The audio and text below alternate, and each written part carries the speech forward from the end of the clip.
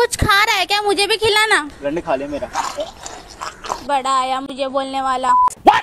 Guys একটা মেয়ে কত বড় লেভেলের মাথা খুলে এরকম ভিডিও বানাইতে পারে, মানে তোমরা ওর ইনস্টাগ্রাম আইডি না দেখলে বুঝতে পারবে না যে এই মেয়েটা কত বড় লেভেলের একটা বোকা। মানে ওর কন্টেন্ট গুলো দেখলেই তোমরা সরাসরি ওর মুখের ভিতরে মুইটা দিতে চাইবা। মানে যতই ভাবি যে গালি দিব না, কিন্তু এইসব খানকিগুলাদের জন্য মনে করো আমি গালি কন্ট্রোলই করতে পারি না। গালি আমার ভিতর থেকে অটোমেটিক্যালি বের হয়ে যায়। मैं यहाँ बर्गर खा रही थी, उसके बाद जो हुआ मुझे बिलीव नहीं हुआ। आज कभी मेरे इतने सामने कभी शाहरुख खान सर निकले। यहाँ बाथरूम से एग्जैक्टली हम लोग के सामने से शाहरुख खान सर निकले। मैंने उसके बाद মানে আমি শুধু ভাবতাছি যে এই বোকাচোদাকে নিয়ে কেন আমি ভিডিও বানাইলাম। জানি না কখন আমার চ্যানেলে স্ট্রাইক পড়ে, কারণ এই চুদির ভাইয়ের যা কন্টেন্ট, মানে ওর যা কন্টেন্ট, ওর কন্টেন্টের চাইতে গুও বেশি ভালো। আরে বোন, তুই তোর এই ছাপড়ি চোদা কন্টেন্ট বাদ দিয়ে পায়খানার গু ভিডিও করে আপলোড করিস, তাও তোরে মানুষ এর চাইতে কম গালি দিবে।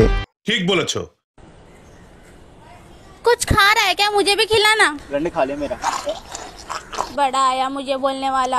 মানে এই মেয়েটা বোঝাতে চাইতেছে যে ও একটা ছেলের বিচি কামড় দিয়ে ছিঁড়ে নিয়ে আসছে। মানে ও সবাইকে দেখাইতেছে, পাবলিকদের দেখাইতেছে যে ওর জোর অনেক বেশি, কিন্তু খোঁজ নিয়ে জানতে পারলাম যে এই মেয়েটা আসলে পতিতলায়ের একটা মেয়ে, যার কারণে এই মেয়ের ভিতরে লজ্জা শরমের কোনো চিহ্নই নাই। এমনকি এটাও জানতে পারছি যে এই মেয়েটার জন্ম হয়েছে কন্ডম দুর্ঘটনার ফলে। অবশ্য এইসব ছাপড়ি চোদা মানুষদের বেশিরভাগই জন্ম হয় কন্ডম দুর্ঘটনার ফলে। আমি কন্ডম কোম্পানিগুলোর কাছে অনুরোধ করতেছি, ভাই আপনারা কন্ডমগুলোর মান একটু উন্নত করেন, না হলে পৃথিবীর মানুষ শান্তি মতো থাকতে পারবে না। অবশ্য আপনাদের বলেও বা কি করবো, একজন মানুষ যদি ঠিক মতো সেটার ব্যবহারই না করতে পারে তাহলে আপনাদের দোষ দিয়ে তো কোনো লাভ নাই। দোষ তো তাদেরই যারা কিনা এইসব ছাত্রী চোদা মেয়ে জন্ম দিচ্ছে।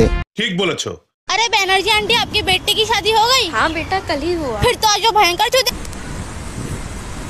গাইস শুধুমাত্র এদের জন্য ছোট ছোট পোলাপাই নষ্ট হইতাছে, কারণ এইসব মাদারচোদের কারণে সবাই ঠিক মতো সোশ্যাল মিডিয়াকে ভালোভাবে কাজে লাগাইতে পারতাছে না। যেমন ধরো এই আমাকে দিয়েই উদাহরণ দেই, একটু ইনস্টাগ্রামে ঢুকছিলাম রিলস দেখার জন্য, ভালো ভালো কয়েকটা রিলস দেখার জন্য, কিন্তু দুই একটা ভিডিও দেখার পরেই দেখতে পারতাছি যে এইসব মাদারচোদের দেখা পাইলাম। মানে ভাই একটু মুড ভালো করার জন্য যে রিলস দেখবো তারও কোনো উপায় নাই এইসব বোকাচোদা মেয়ের কারণে।